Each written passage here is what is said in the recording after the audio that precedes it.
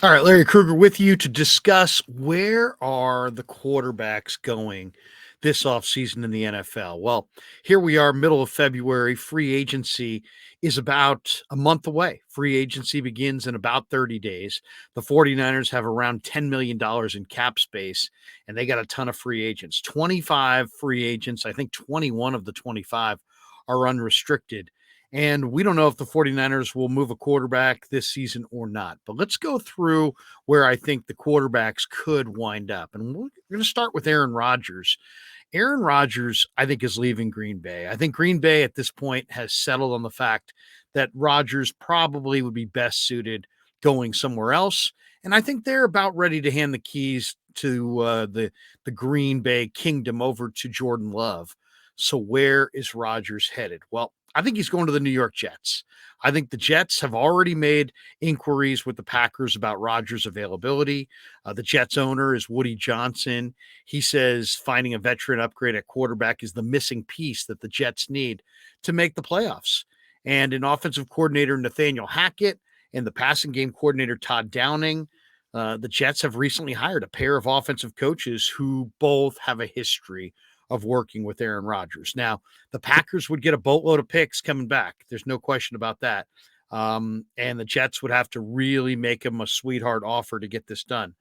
But for Aaron Rodgers, this would be a great move. This would be an opportunity to play in America's largest media market. The Jets are already slated to be $3.1 million over the cap. So they would have to do some creative cap tap dancing to make this happen. But because of how Rodgers' contract is constructed, trading him after June 1st would save Green Bay about $15.8 million off their 2023 salary cap. Rodgers is due a $58.3 million roster bonus in 2023 as well, but that doesn't have to be exercised until the end of the season. So a trade after June 1st is entirely feasible. And I think the Jets are going to pull the trigger on the 39-year-old quarterback who clearly took a step back this year. He had 12 picks, 26 touchdowns. It was, more picks this year in one season than in any season since 2008 for Rodgers. So I think he's in decline. The Jets are desperate. You got to remember this. The GM there, Douglas, is probably out at the end of the year if they don't go to the playoffs. Robert Saleh, the head coach, the former Niner defensive coordinator, is likely out at the end of this year as well if the Jets don't go to the playoffs. So what is the fastest way for the New York Jets to go to the playoffs? Bring in a veteran ready to play quarterback like Aaron Rodgers and hand him the keys to the kingdom. And I think that's exactly what they're going to do. So my first prediction is Aaron Rodgers winds up with the New York Jets. All right, prediction number 2 is Lamar Jackson. And I think Lamar Jackson's going to stay with the Ravens. Now, there's been a lot of speculation that the Ravens could use the exclusive franchise tag on Lamar and then potentially trade him. And there's a lot of talk out of Atlanta that the Falcons would love to trade for Lamar. There's also a rumor the Ravens could use the non-exclusive franchise tag and then just refuse to match an offer sheet for Jackson. And that would essentially net them 2 first-round draft picks in return. As far as the money goes between Baltimore and Jackson, there's a huge divide in the amount of money that Jackson is requesting and what the Ravens are offering currently, at least publicly. But I think John Harbaugh made it clear when he spoke to reporters recently that Lamar, in his mind, is going to be here. He said he'd be in Baltimore. He says 100%, 200%. He said there's no question about it. Lamar Jackson is our quarterback. He's been our quarterback. Everything that we've done in terms of building our offense and building our team, how we think in terms of putting people around him is based on this incredible young man, his talent, his ability, and his competitiveness. So that doesn't sound like Baltimore is getting ready to trade Lamar. That sounds like Baltimore is going to work out a deal with Lamar. So I'm going to say Lamar Jackson. Prediction 2 is Lamar doesn't go anywhere. He doesn't go to the Falcons. He stays right where he's at with the Baltimore Ravens. Now let's move on to Derek Carr. Derek Carr wants out of Vegas. There's no question about that. The Saints already had him in for a visit. Now the Saints are in an interesting spot. They've got the worst cap situation in the entire NFL at $55.9 million in the red. The Saints are hemorrhaging money. But I think they're going to make things happen here because I think they really badly want to have Derek Carr. The connection is Dennis Allen, the head coach of the Saints, used to be the Raiders coach, and he knows Carr. There's a familiarity there. Yes, they've got cap problems. They can help their cap issue by releasing Jameis Winston. I do believe they will do that. So expect Derek Carr to wind up in the Big Easy, and I think he'll be manning that quarterback spot for the New Orleans Saints. Now, Daniel Jones, where's Daniel Jones going? Danny Dimes, as they call him. I don't think he's going anywhere. I mean, Daniel Jones just had the best season of his career, and he did it under Brian Daboll. Daboll stepped in there first year, kind of similar to the way Jim Harbaugh stepped into the Niner job and immediately improved a very mobile and talented Alex Smith. Well, Brian Daboll stepped into the New York job and immediately improved a very athletic, a very fast, a very talented Daniel Jones. And Daniel Jones, under Brian Daboll, set a career high in passing yards. He ranked fifth in the league in rushing yards among quarterbacks. We saw Daniel Jones play the best football of his career under Brian Daboll. For that reason, I think Jones stays. I think New York has enough interest in keeping him, and I think Jones wants to stay. This is not what I thought was going to happen a year ago, but now, based on what I've seen, I think Daniel Jones is the fit and is going to stay there in New York, and I think they will build up the rest of their roster around the former Duke quarterback. So Daniel Jones prediction, he stays at MetLife and he plays for the New York Giants. All right, that brings us to Jimmy Garoppolo. What happens to Jimmy G? There's a lot of talk in Tampa that they want Jimmy G, but they're in a horrendous cap situation. So I think the Raiders are going to jump in here on Jimmy G. The Raiders have the 7th pick in the college draft in April, but there's a high likelihood that the top 3 quarterbacks, CJ Stroud, Bryce Young, Will Levis, in whatever order you have them, I think they're all off the board by the time the Raiders pick 7th overall. I also think the Raiders need to spend their draft capital on the defensive side of the ball. And I think they're going to be looking for a veteran as a stopgap. Well, who knows Mike McDaniel's offense better than Jimmy Garoppolo? Not many. And Garoppolo's still young. He's 31. He was 38-17 over 55 starts here in San Francisco. He knows Josh McDaniel's offense. He knows it inside and out. This is the same offense he ran in New England. And I think, they want the Raiders need to improve their defense and hit the ground running. There's no ability for them. There's no more ramp up period. They had a disappointing year. They went out this year. They added Chandler Jones. They added Devontae Adams, and they didn't win anything. In fact, they backslid from a playoff team to a team that really struggled to win games at all at the end of the year. But they still have some attractive weapons offensively.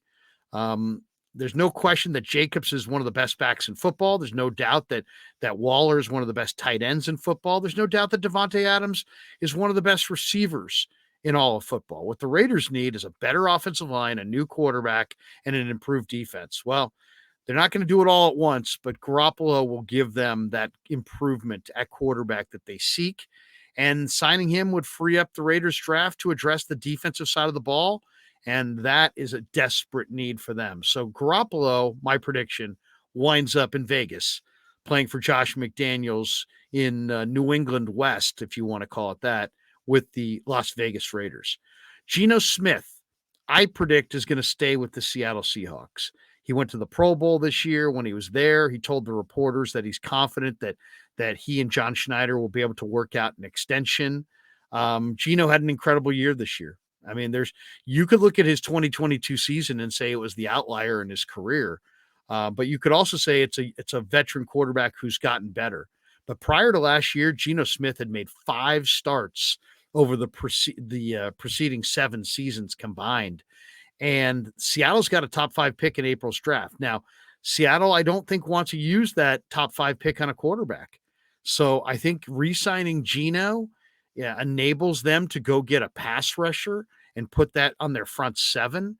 And I think when push comes to shove, the age of Pete Carroll, the desperation of John Schneider, and the surprising year they had on the heels of last year's banner draft will make John Schneider think to himself, hey, if I can just have a big draft and I can get Geno to continue to play at this level, The quickest way back to the playoffs and a turnaround of the Seahawk franchise is with Geno Smith. So I think there's a very good chance Seattle drafts a quarterback, but I don't think it's going to be in round one. And I think Geno Smith winds up staying with the Seahawks, and the comeback player of the year stays there in Seattle. Now, what is going to happen with the Tampa Bay Buccaneers? Rick Stroud, who covers the Tampa Bay Buccaneers for the Tampa Bay Times, went on the Dan Patrick Show, and he pointed out that the Bucs kicked tires on Baker Mayfield last year and could do so again this year. The Bucs have already interviewed a pair of coaches in the Georgia offensive coordinator Todd Monken and the Rams assistant head coach Thomas Brown, who have a history with Baker Mayfield. Mayfield was bad in Carolina. He really was. But then he played some of the best football of his season at the end of the year with the Rams. And, I don't think Baker Mayfield is going to put the Bucs on his back and lead them to a Super Bowl, but I think he's the perfect bridge quarterback. I think they'll probably use a high draft pick on a quarterback in the 2024 draft. And my guess is they go this year with Baker Mayfield because he's the cheapest veteran, the cheapest, best veteran that they can get. All right, there are still other teams out there looking for quarterbacks. What happens with the Tennessee Titans? Well, I don't think the 49ers plan is to trade Trey Lance to the Tennessee Titans. I really don't. I think their plan is to let Brock Purdy and Trey Lance battle it out. But Rand Carthon is the new general manager of the Tennessee Titans. And I think when he looks at his quarterbacks, he's going to get desperate. And the Titans don't have a top 5 pick. The Titans don't have a top 10 pick. They've got the 11th pick overall. So the top quarterbacks, that pick is just low enough where the top quarterbacks are off the board. And this is a team that badly needs help on the defensive side of the ball. So I think they're going to be creative here. Ryan Tannehill, helped Tennessee reach the playoffs 3 times since he showed up from Miami in 2019. And he was playing really well at first last year. And then he suffered a season-ending ankle injury. And now you look at him and you say, well, what, is Tannehill the guy going forward? Tannehill did make the Pro Bowl in 2019. He hasn't made it since. His passer rating has dipped below 100 in each of the past 2 seasons. Rand Carthon, who's the former Niner executive, announced when he took the job that he's going to weigh Tannehill's future with the franchise. Carthon refused to give Tannehill that vote of confidence that I think Ryan was looking for. Then you mix in the fact that Titans have the 23rd ranked defense and are projected to be $23.7 million over the salary cap. And I can't picture them going for an expensive quarterback. So they don't have the cap room to, go get an expensive quarterback, though they can clear $27 million by releasing Tannehill with a post June 1st designation. Tannehill currently is set to count $36.6 million against Tennessee's cap in 2023, but the Titans can release him and save that $27 million if designated as a post June 1st cut and start a whole new era at the position. Now, this is an offense that's geared around Derrick Henry, and they need to build up their defense. And I think they're going to wind up spending a lot of their money in free agency, and a lot of their draft capital, believe it or not, is going to go to the defensive side of the ball. I think there's a very good chance that the Titans cut Taylor Lewan, who's guaranteed, no money. He's got a $14.8 million salary, but he's not guaranteed any of it. So they could cut him painlessly. And then there's a lot of speculation that Robert Woods, the veteran wide receiver, if they cut him, they would save $12 million on the cap. So I think there's going to be some cap, haggling and wrangling there with Tennessee. But I think if the 49ers are going to move Trey Lance, it's going to go to Tennessee. The Titans could offer the 49ers the 11th pick in the draft and a second-round corner like Roger McCready, the former Auburn player.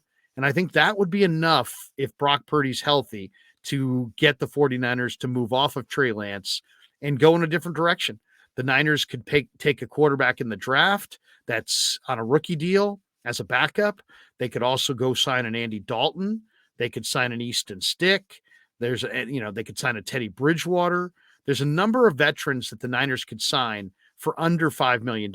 And there's several day 2 and day 3 quarterbacks in the draft that they could, fill up their quarterback roster with behind Brock Purdy and still move off of Trey Lance. I don't know if this is going to be a good move, but I do think Rand Carthon's going to offer the 11th pick in the draft to the 49ers for Trey Lance. And I think that's going to be too hard for the 49ers to pass up. I think they take that 11th pick. I think they turn around and use it on Michael Mayer, the Notre Dame tight end. And I think Tennessee has a cheap quarterback who's ready to go right now. They don't have the draft pick to land a quarterback in this draft. They don't have the salary cap room to attract a veteran. They need to spend money on defense, but they could use that 11th pick and their second-round corner out of Auburn and probably get John Lynch and Kyle Shanahan to part with Trey Lance if Brock Purdy's elbow is healthy. So my prediction here is that the Titans will trade their first-round pick and that second-year corner to the 49ers, and Trey Lance will be a Titan. All right, that takes us to the Indianapolis Colts, and the Colts are very interesting. The Colts got rid of Frank Reich. If you had told me 3 years ago that the Colts would be in this spot, I would never have believed it. Chris Ballard is one of the great young GMs in the game. I think Frank Reich is a terrific coach, but it just didn't work out. Why did it not work out? Because they've never been able to get the quarterback position right. They cycled through Jacoby Brissett, Phillip Rivers, Carson Wentz, Matt Ryan, Sam Ehlinger, and Nick Foles just over the last 4 seasons. I think they're going to trade up in the draft with the Bears, and they're going to take the Ohio State quarterback, C.J. Stroud. Stroud is the 2-time Big Ten Conference Offensive Player of the Year. He's a pocket passer, and he can process what he sees at the line of scrimmage. He's a phenomenal prospect. He's a blue chip prospect. He's got size. I think he's accurate. I think the Colts are done gambling on veteran stopgaps. They're done trying for, late round gambles. I think they're going to throw the draft capital that the Bears are requesting in the Bears' lap. I think the Colts wind up picking first overall, and I think they take C.J. Stroud with that first pick overall. All right, that takes us to the Houston Texans. The Texans have Davis Mills, and now they have a first-year head coach in D'Amico Ryans. Well, I think D'Amico learned his lesson watching Kyle Shanahan. The best time to invest in a young quarterback that needs development is year 1 of your regime. D'Amico got a 6-year contract. He's got great job security. He's never going to have better job security than he has right now. This is the perfect opportunity to take a big swing on a quarterback that in the draft that you think could be the best player in the draft when it's all said and done. And I think they're going to I think they're going to wind up taking Bryce Young out of Alabama. Bryce Young's listed at 6 feet, 194 pounds. He's coming off a year where he completed 64.5% of his passes, threw for over 3,300 yards, 32 touchdowns, only 5 picks in 12 games for Bama this past season. I've heard people compare him to Aaron Rodgers.